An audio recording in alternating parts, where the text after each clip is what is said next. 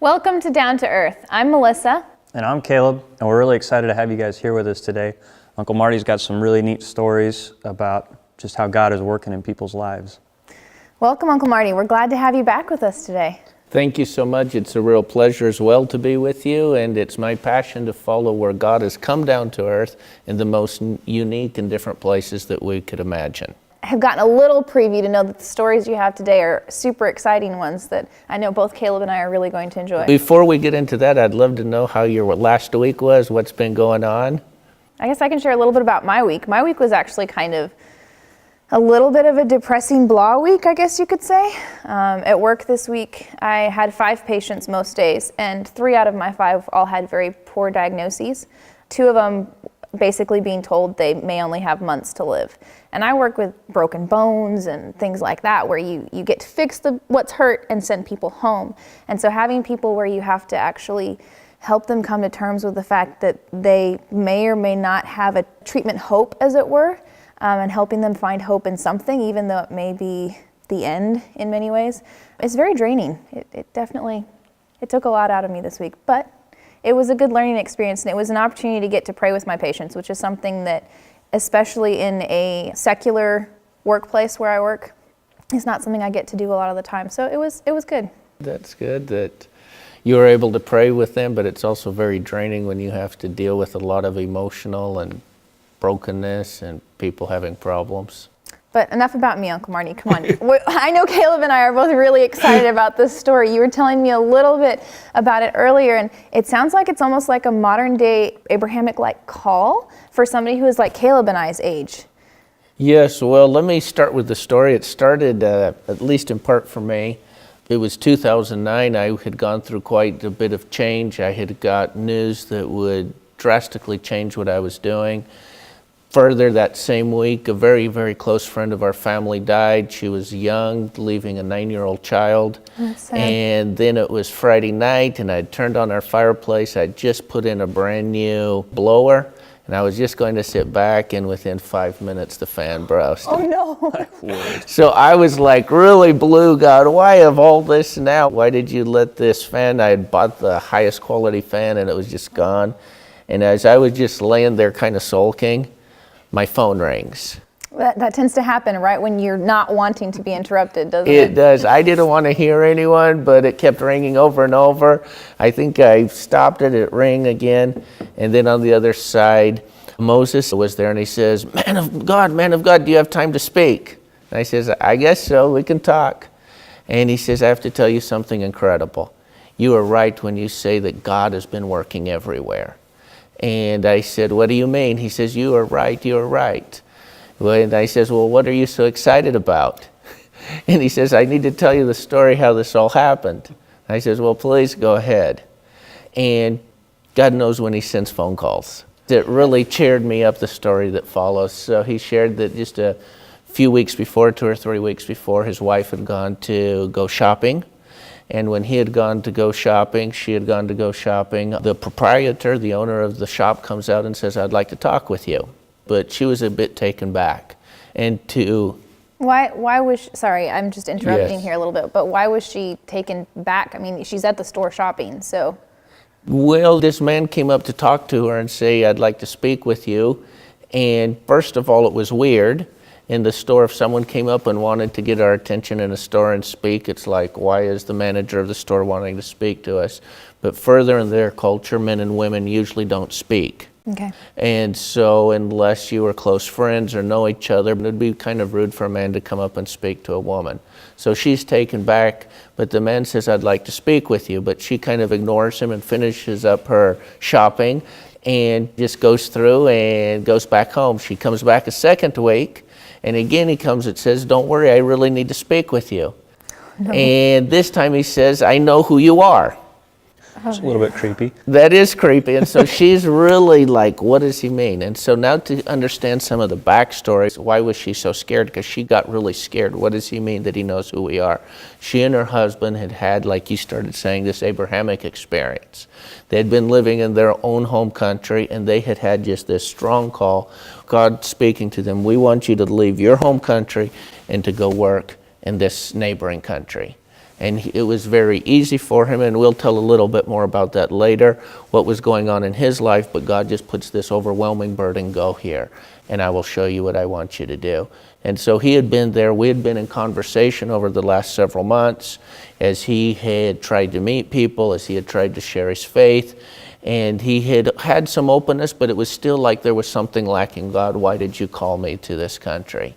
And so this gives a little bit of backdrop to what was happening, and they were searching and praying. But it came in such an unexpected way they would have never imagined. And so Moses continues with his story, sharing that his wife again ignored the man and went back home, even left her shopping, all scared. The man in the shop says he knows who we are. Maybe he's secret police, because this is a country where it's against the law for there to be followers of Christ. And so they were very, very worried. Who is this man? Now she and her husband are worried. But she thought after a few days, I need to buy food. Maybe the shop owner isn't there, the proprietor is in his shop. Sure enough, she arrives back, and he comes and says, please, I realize I scared you. It's nothing to be scared about. Please go call your husband and bring him so that we can talk. I have something important for us to talk about. I think that I would probably still be scared. I mean, this guy's asked me 3 times. Yeah. It was, and she and her husband, she goes back to her husband, and now he's really scared.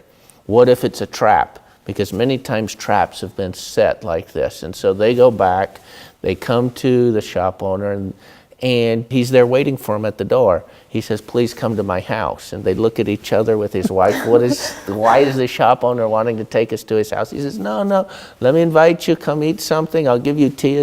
It's a part of their culture. If you invite someone, come drink tea. Well, when they come to the house, his wife brings out food and everything. And once they're around and after the small talk, he says, I believe that you have come to my country for something special. Oh, my stars. And so the two of them again look at each other. Moses and his wife look at each other and are wondering why. Well, what is going on here? They're their hearts are beating. They're really scared. Sure. Even the shopkeeper, he's a bit nervous. What has he got himself into? As they will soon find out. So the shopkeeper presses him, I think that you're here for something special. And so Moses, he responds, yes, I'm actually here for something special. They go back and forth talking, and so finally... Having a little standoff almost. Yeah, almost a little... Beating around the bush on all sides here. And so the shopkeeper says, well, see, I heard that there was someone who was coming to bring a special message to my people, to our country, from outside of our country, and that I should keep my eye open. And when I saw your wife come into the shop, it was way beyond my comfort zone, but I just kept hearing this still small voice. Go speak to that woman. She's the one you need to speak to. And he said, it was just as hard for me to speak to your wife if it was for you to come, because I'm thinking in a city of over 1 million, the person that was coming to our country to come to my shop, and then for me out of the blue to go speak to her, it was just like I'd never done something so much out of my comfort zone. So as the two were talking there, they got all excited and started sharing. He shared that he led a pretty significant movement of believers in the country, but he says, God has brought you here for a purpose. What is it? Wow. And so as they continued to talk there, he pushed him and he says, well, we're believers. We follow Jesus.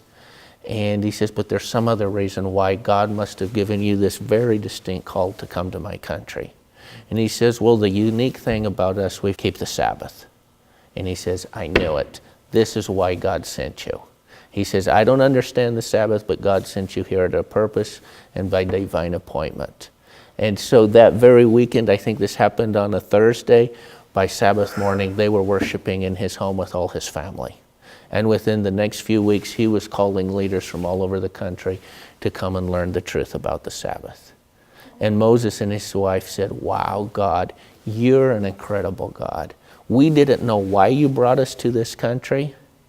The shopkeeper said, I stuck myself way out of my comfort zone to speak to the hundreds of people who come through my shop, and God brought this encounter. Today we're seeing incredible things happen, and over the next few weeks we will tell some of the stories that are happening in this country as well. That's really incredible.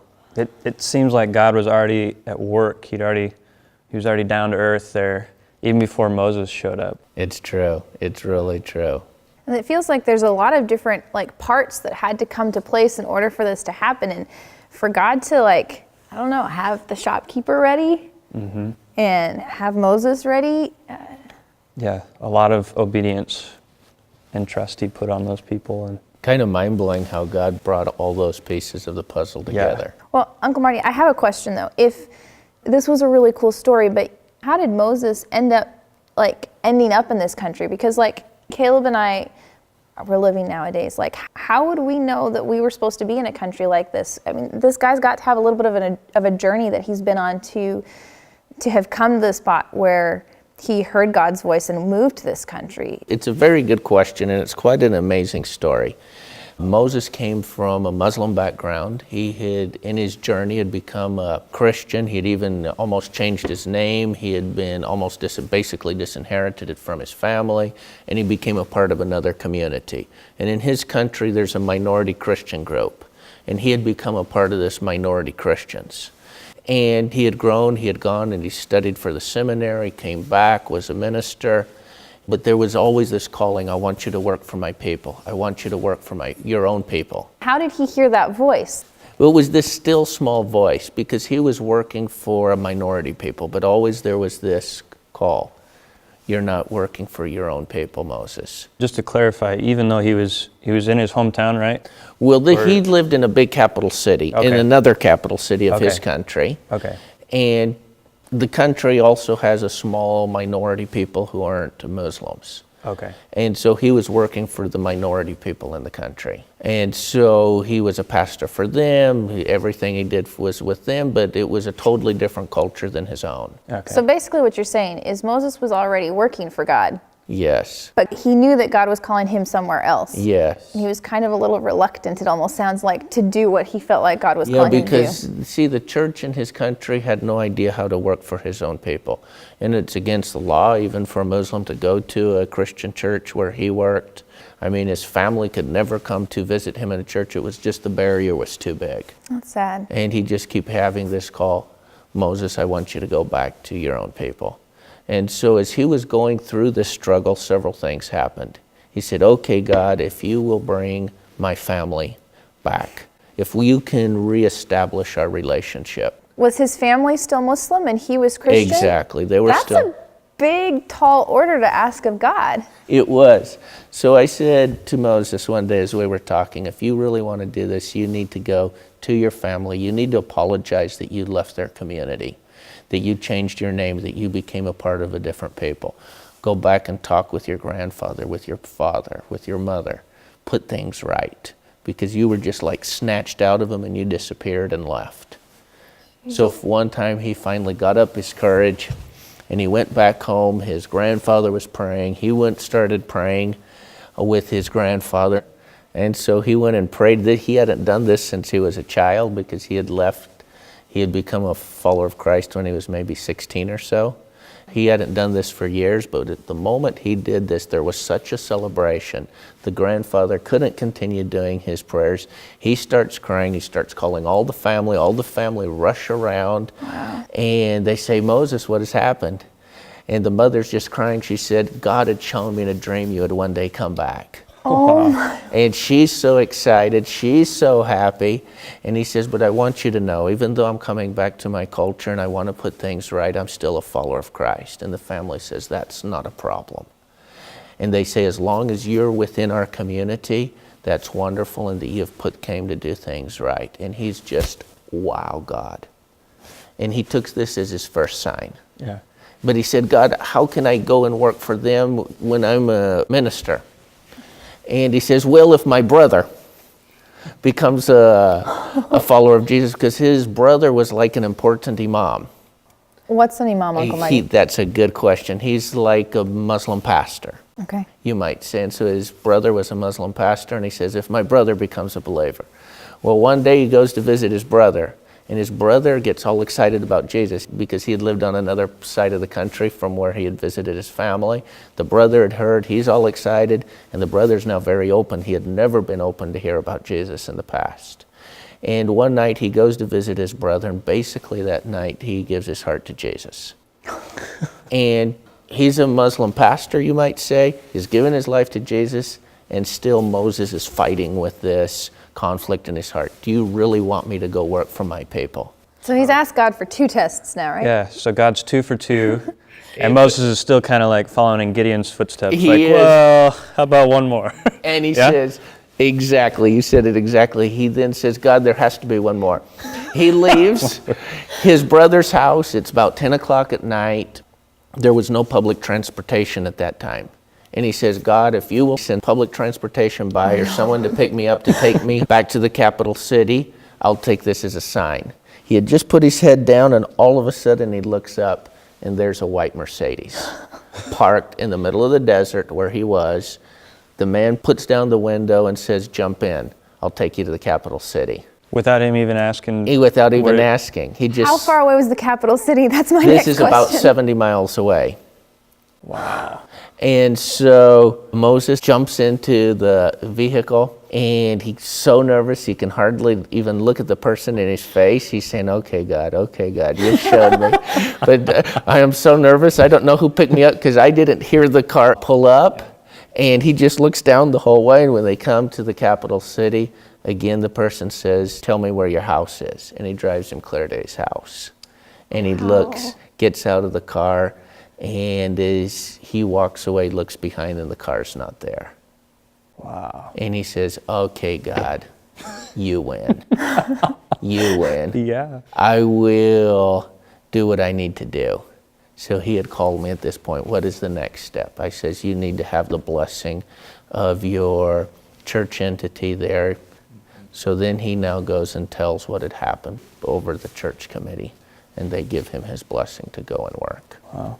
So that's kind of the story of what led up to him ending up in this situation with the storekeeper then. Exactly. So this is confirmation that he needs to go, that he needs to work. He wanted to experiment in another country outside of his own first before he went back to his own country. Today, Moses works across 8 countries. Now it looks like he's entering a 9th country, following his people group all the way across a vast territory of numerous countries, and we're just seeing a movement for Jesus happen country after country. This is just after in the country. span of like the last 8 years. Then, Exactly. Since 2009. He just got back 2 weeks ago from the 9th country he's gone to, and so many of his people have said, come back. Please come back and train us more. We want to be also followers of Jesus. And I don't think it sounds like Moses had any idea that when he started asking for these, three things from God, that he would end up being involved in a ministry that, spanned all of these 9 countries. He never imagined that, for sure. It's just really taken off. And it's interesting, we've just found where God has been working in country after country. In the very first country where he no longer lives there, he now lives back in his home country and has these home fellowships expanding across the country. There was another very powerful story of also obedience. There was 2 young men in the country where he had originally gone to, and this just happened maybe about 8 months ago. And these 2 young men in their mid-20s feel this Abrahamic call. Go from your town to this next town. And they go to this town and they're saying, God, what are we supposed to do here? So they start going and trying to share their faith here and trying to share their faith here. And interestingly, someone who wasn't even a believer said, we heard of these strange followers of Christ. And they said, what? And this is a country where you can actually lose your head for being a follower of Christ. And someone mentioned it, so now they go trying to find, and they find this group of believers. And they said, we're not just one group, there's 2, there's 3 of them, several of these groups. And they finally find the leader of this group. And this is another story of radical obedience, because they finally found the leader, and he said, I was on an airplane flying to the west, and someone shared their faith in the airplane to me. Wow. And the most incredible thing, the person, whoever it was, also shared the Sabbath. With just a few hours, this is almost unheard of, but he had come home, had had visions and dreams that confirmed what he had heard on the airplane, and he started a home fellowship group that had started multiplying. He still, to this day, has no idea who it was, but I'm sure it would have been outside the comfort zone for whoever it was to share, but they shared in a very powerful way over a several-hour period. And that time was enough for him to make a decision to go home. They thought they were the only believers in the country, and when they found out that they were actually a part of a movement of God in the country, they were just overwhelmed. Everyone was crying, and it was just amazing. And they called Moses, and then they called me, and they just couldn't believe what was going on. It's amazing what can happen when you're just obedient to the call God gives you and what he can do through that. It really is. It's almost a little bit of a charge for me because I fly a lot, and there's Yeah, I don't know how many people. plug in my headphones or Yeah, exactly. No, I generally go straight to my headphones. Like, I'll say hi to the person on the plane next to me. You know, how are you? What's your story? But that's like the first 5 minutes of your flight conversation, kind of. You don't really go into, hey, do you know the Jesus that I know story? Like, that's, I actually am embarrassed to say I don't think I can remember the last time I actually did that. Well, it was a rebuke to me because I like to do the same thing. I travel a bit, but I'd like to put on earphones, put on the covers for my eyes, and just like not see anybody. But I says, wow, if this happened here with just a few hours of sharing. Now, that's not a traditional, normal thing to happen, but God can use the most unexpected of circumstances when we're obedient. I've gotten this overwhelming theme through the whole story. You keep saying the word obedient, Uncle Marty. And I feel like that's something you're trying to get across to Caleb and I today. Sometimes it's hard, though, to know how to be obedient to God or when he's actually asking. So you've been involved in every ministry, it seems like, under the sun. And I know that figuring out my walk with God and figuring out how to hear that voice is a little bit of a harder, it's harder to I don't know, to understand or to get there than, you hear people talk about it all the time, but sometimes it's more of an internal struggle. Like, any advice for, like, I don't know how, maybe I'm just speaking for myself and not for Caleb too, but no, I can definitely resonate with that. Well, I think it's just learning to hear that still small voice, and that God speaks to us. If we're in communion, I think a good way is to start the day by saying, Lord, what do you want me to do today? Bring me into those connections you want me to be today. Teach me what you want to teach me. Speak to me when you want to speak to me. Before you go to sleep, is there anything you want to show me tonight, Lord? And I think that we have become so immune due to all the media and also to our very secular culture. We put God like to church, but we almost live devoid as in a Western culture of God. And it's something that's really enriched me as I've interacted with the Muslim world, as they tend to be much more in tune to the speaking of God. Like they're in tune, God speaks to them through visions and dreams. They will know, I've talked with many Muslims, we feel the presence of God here, we feel the presence of evil here. And I think that is something we can learn from them, and it's something I would really yearn for my own people, is to have that communion with God and be willing to say, just like Moses did, just like these two young men did, just like the shopkeeper went way out of their comfort zones. I think God in these last days wants to call a whole new generation to do this, to radically say we're going to do things different than we have done in the past. And that would really be my call, is that we walk a radical discipleship, that we just tune into what God is saying and obey when he says it, even if it's very difficult. And I've found that when you obey him like this, then he pours out abundant blessings in ways that we don't imagine in our own lives. Well, I get the feeling that we're going to have a little prayer session here to ask for some of that, the chance to just hear that. But I have a question for you, Uncle Marty. Yes. It sounds to me like with everything that Moses is doing right now, that there's probably a lot of things that he could use, be it prayer or be it other, something else. And I mean, like, I know Caleb and I, we're still figuring out our careers and starting things up, but we know people, and the story that you've told is powerful. And if there's some way that we could, help Moses figure some of this out besides just prayer, obviously he's making it on my prayer list tonight. What are ways that he needs our support? Well, first of all, as you said, just prayer. We have found that prayer opens up new territories, opens up new hearts.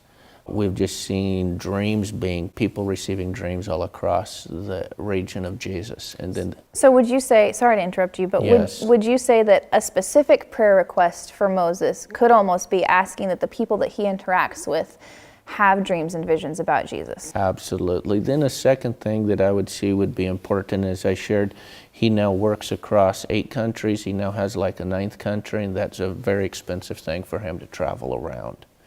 And we can pray that funds will become available for him to be able to do the travel he needs. Well, why don't we do that right now? Caleb, you want to lead us maybe in a short prayer, and we can ask God, one, to bring dreams and visions and help you and I to hear God's small voice, and just for Moses in general. Sure. Let's bow our heads.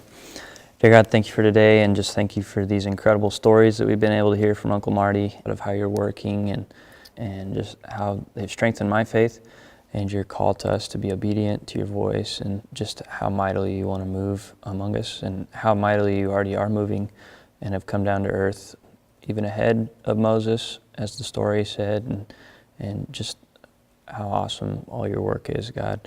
And so we lift up Moses and his team specifically, and the work he's doing where he's at, and we just ask for the people that he's interacting with, God, that they would have dreams and visions of you as the one believer that they'd found there on his flight. And we just ask for more of that and more outpouring of your Holy Spirit there. And God, we also pray for funds that could be available to Moses and his team to be able to help them to travel and be able to get wherever they're needing to go to continue furthering your work in your kingdom. And just thank you for working all this out even before we've even asked for it. And also just the Holy Spirit for us here in America. Melissa and myself specifically here today, to be able to hear your still small voice personally, and to become more in tune and just more obedient to your call.